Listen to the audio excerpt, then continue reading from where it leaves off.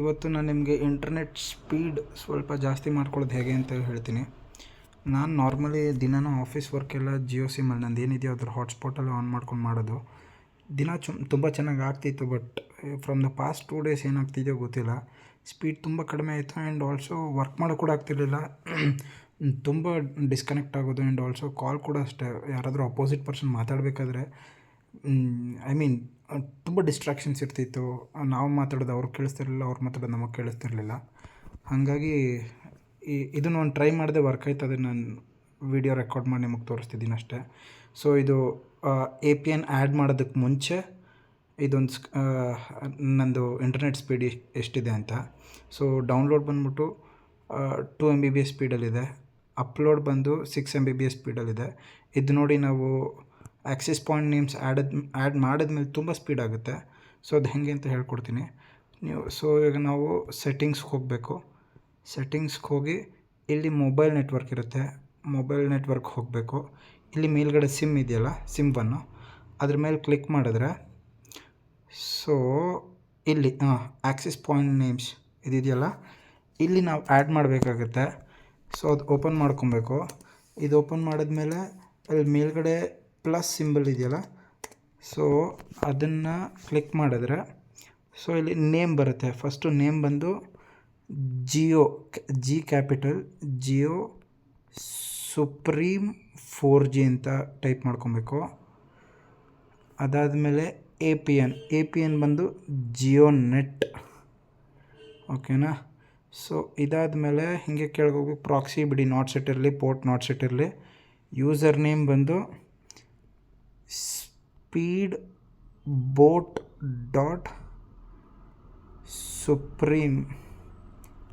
Supreme 4G.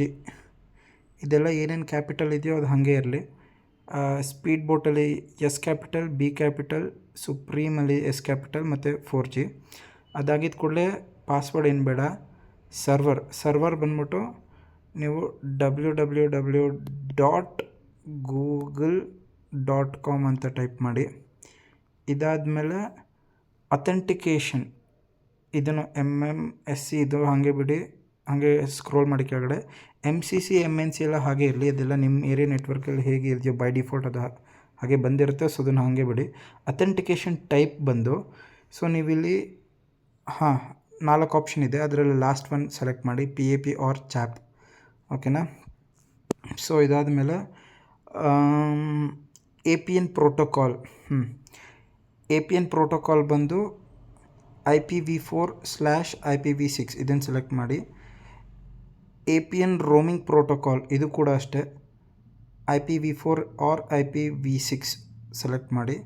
ಅದಾದಮೇಲೆ so ನನಗೇನಾಯಿತು ಅಂದರೆ bearer ಇದೆಯಲ್ಲ, ಇದರಲ್ಲಿ ನನಗೆ LTE ಸೆಲೆಕ್ಟ್ ಮಾಡಿದ್ರೆ ನಂಗೆ ವರ್ಕ್ ಆಗ್ತಿರಲಿಲ್ಲ. ಸೊ ನಾಟ್ ಸ್ಪೆಸಿಫೈಡ್ ಅನ್ಸೆಲೆಕ್ಟ್ ಮಾಡಿ LTE ಸೆಲೆಕ್ಟ್ ಮಾಡಿದೆ, ಅದು ನನಗೆ ವರ್ಕ್ ಆಗಲಿಲ್ಲ. ನಾರ್ಮಲಿ ಇದೇ ಪ್ರೊಸೀಜರ್ ನಾನು ನೋಡಿದ್ದು. ಸೊ ಇದು ವರ್ಕ್ ಆಗಲಿಲ್ಲ ನನಗೆ. ಸೊ ನಾನೇನು ಮಾಡಿದೆ, LTE ಅನ್ಸೆಲೆಕ್ಟ್ ಮಾಡಿಬಿಟ್ಟು ನಾಟ್ ಸ್ಪೆಸಿಫೈಡ್ ಮುಂಚೆ ಏನಿತ್ತೋ ಅದನ್ನು ಹಾಗೆ ಬಿಟ್ಟೆ. ಇದನ್ನು ಬಿಟ್ಟು ಇದಾದಮೇಲೆ ಸೇವ್ ಮಾಡಬೇಕು. I mean done. ಅವ್ರ ಬೇರೆಯವ್ರ ಮೊಬೈಲಲ್ಲೆಲ್ಲ ಡನ್ ಅಂತ ಇರುತ್ತೆ, ಐ ಮೀನ್ ಸೇವ್ ಅಂತ ಆಪ್ಷನ್ ಇರ್ಬೋದೇನೋ. ಸೊ ಅದನ್ನು ಕ್ಲಿಕ್ ಮಾಡಿ ಸೇವ್ ಆಗುತ್ತೆ. ಇದಾಗಿದ್ದ ಕೂಡಲೇ ನೋಡಿ, ಜಿಯೋ ಸುಪ್ರೀಮ್ 4G ಇದೆಯೋ, ಹೊಸ ಆ್ಯಕ್ಸಿಸ್ ಪಾಯಿಂಟ್ ನೇಮ್ ಆಯಿತು. ಸೊ ಅದನ್ನು ಸೆಲೆಕ್ಟ್ ಮಾಡ್ಕೊಬೇಕು. ನೋಡಿ ಮೇಲ್ಗಡೆ ನೆಟ್ವರ್ಕ್ ಹೊಟ್ಟೋಯ್ತು, 5G ಅನ್ನೋದು ಇವಾಗ ಮತ್ತೆ ಬಂತು. ಸೊ ಸ್ಪೀಡ್ ಈಗ ಜಾಸ್ತಿ ಆಗಿರುತ್ತೆ. ಈಗ ನಾವು ಸ್ಪೀಡ್ ಟೆಸ್ಟ್ಗೆ ಹೋಗೋಣ. ಸೊ ಮತ್ತೆ ಬಂದೆ ನೋಡಿ, ಇದು ಮುಂಚೆ ಅಂದರೆ ಆ್ಯಕ್ಸಿಸ್ ಪಾಯಿಂಟ್ ನೇಮ್ಸ್ ಆ್ಯಡ್ ಮಾಡೋದಕ್ಕೆ ಮುಂಚೆ ಬಂದಿದ್ದಿದ್ದು ಡೌನ್ಲೋಡ್, ಐ ಮೀನ್ 2 MB ಸ್ಪೀಡಲ್ಲಿತ್ತು. ಅಪ್ಲೋಡ್ ಬಂದು 6 MB ಸ್ಪೀಡಲ್ಲಿತ್ತು.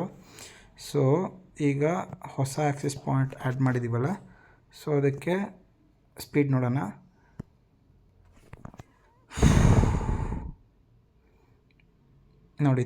ನೋಡಿ ಎಷ್ಟು ಸ್ಪೀಡಲ್ಲಿ ಹೋಗ್ತಿದೆ. ಮುಂಚೆ ಎಷ್ಟಿತ್ತು, ಮೇ ಬಿ 2 MB ಸ್ಪೀಡಲ್ಲಿ ಏನಾಯಿತು ಡೌನ್ಲೋಡ್ ಬಂದು, ಇವಾಗ ಆಲ್ಮೋಸ್ಟ್ 240-250 ತನಕ ರೀಚ್ ಆಗ್ತಿದೆ. ಸೊ ನಂದು ಬಂದು ಜಿಯೋ ಸಿಮ್ಮು, ನನಗೆ ವರ್ಕ್ ಆಯಿತು. ಮೇ ಬಿ ನಿಮ್ಮದು ಕೂಡ ಜಿಯೋ ಸಿಮ್ ಆಗಿದ್ದರೆ ಅಥವಾ ಬೇರೆ ನೆಟ್ವರ್ಕ್ ಆಗಿದ್ದರೂ ಟ್ರೈ ಮಾಡಿ ನೋಡಿ. ನನಗೆ ನಿಜವಾಗ್ಲೂ ತುಂಬ ಹೆಲ್ಪ್ಫುಲ್ ಆಯಿತು. ನನಗೆ 2 ದಿವಸದಿಂದ ತಲೆ ಕೆಟ್ಟೋಗಿತ್ತು. ಸೊ ಪೋರ್ಟ್ ಮಾಡಿಸ್ಕೊಬೇಕೇನೋ ವಡಾಫೋನ್ಗೆ ಅಂತ ಅಂದ್ಕೊಂಡಿದ್ದೆ. ಓಕೆ, ಬೇಕಿಲ್ಲ ಈಗ, ಯಾಕಂದರೆ ಇದು ವರ್ಕ್ ಆಗ್ತಿದೆ ನೋಡಿ. ಒಳ್ಳೆ ಸ್ಪೀಡಲ್ಲಿದೆ ಅಷ್ಟೆ.